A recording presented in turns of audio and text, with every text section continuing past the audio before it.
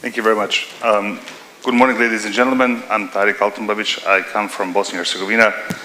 Over the past 17 years, I've been living and working in Czech Republic, and consequently also built up a company called Storsen Digital. We're in business for 12 years, and our niche is talent acquisition and outsourcing services. We are also present in 7 different countries, on 3 different continents, and we'll be talking today about the importance of the talent marketplace. COVID was, in fact, a key driver of our transformation, where we have decided to basically change the approach towards the regular or conventional sourcing and commoditize on the skills. We have a database of about 70,000 resources, which are segregated in 81 different categories. By doing that, we are enabling a different approach towards much faster sourcing, given that we have a very good overview of the skills in demand. We have also conducted a very thorough skill gap analysis for the European market, which we are very happy to share. For many of the competencies which are quite hot today, we have also identified a skills development plan. So for several markets where we operate quite heavily, we also have a forecast on what the market is going to develop over the next 5 years, which all in all is giving us a pretty good idea of what the market is going to stand up or look like today. When talking to our customers about the digital market or the talent market expectations, here are the 6 key points our customers have identified. They are saying that the access to the global talent pool is going to drive the business definitely up, because talent is becoming truly borderless. Another very important expectation today is that is ability to scale up and scale down and lower the skills, which gives us much more flexibility.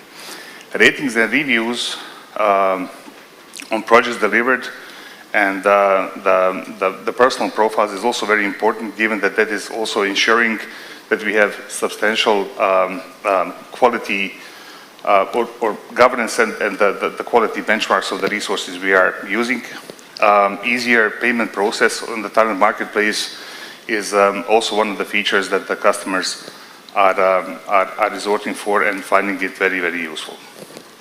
The disadvantage of our talent marketplace is that we also see in the forthcoming period is that there will be a lack of personal touch, increased competition on the people sourcing, a potential for bias and the privacy concerns. Privacy concerns in particular linked to the GDPR is something that we are, I would say, quite strict on, and always finding an easier way to manage potential breaches.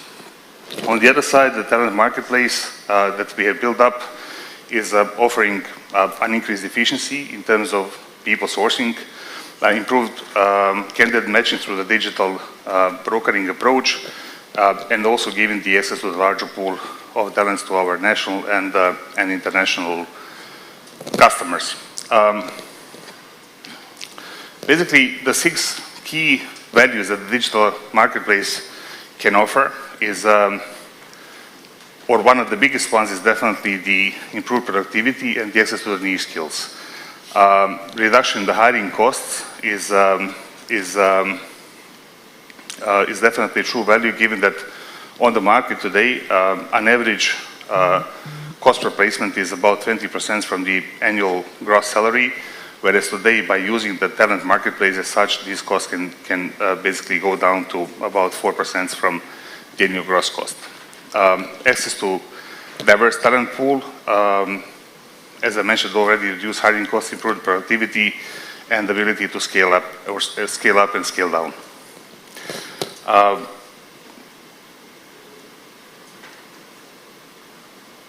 Speaking about the talents as such, we believe that moving forward, the talents and commodities as such, that they should be treated as in the concept of the supply chain management as such, where the talent acquisition is step number 1.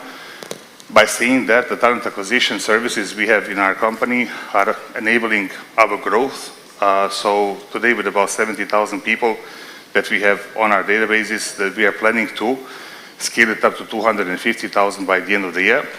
Talent development will be the next very important factor to look into, which ties up to the talent universities and skill development centers. Talent deployment, which is step number 3 in terms of deploying talents on a particular projects, is a key feature offered by the talent platform, and overall giving us an ability to scale in the given markets. I've decided also to speak a little bit about the knowledge-intensive business services. And knowledge-intensive business services in Europe today, they constitute about 40% of the overall demand. If we take into account that outsourcing market for the knowledge-intensive business services is about 700,000 people strong. Having said that, about 300,000 people are already working in this industry. Eastern Europe, for sure, is a market to go to, followed by the Iberia, Northern Africa, and Balkan region, mainly because of the key languages demanded by the industry today, which is German, Italian, French, English, and Spanish. We believe that this trend is going to continue. Nonetheless, as per our expectations and also the insights we have from our customers, the knowledge-intensive business services will also undergo a substantial artificial intelligence and machine learning transformation. By nearshoring, which is which is about 2 decades old practice, the key drivers for nearshoring is definitely ability to scale, ability to drive the cost down. So a typical business case for nearshoring revolves around 40% net saving, which is basically labor cost, the reduction in the overheads by partnering with the companies who provide talents on demand, tax incentives offered by different states for the capital investments or the tax incentives on the true labor cost, reduction in the travel cost, which is also one key feature for companies who are nearshoring from the central region over to us, and there are many, many more. When I say the future is here, so this is our product. It is a database with 70,000 experts on demand we have. As I said, our intention is to definitely grow that to much higher. We believe that Yugoslavia, as a former Yugoslavia as a region, has an ability to scale to about 100,000 employees, and our benchmark today is about 55,000. So there is definitely a place to scale to 55,000 by 45,000 additional candidates, and we would like to find them, identify them, and also enable companies to consume this untapped resource pool.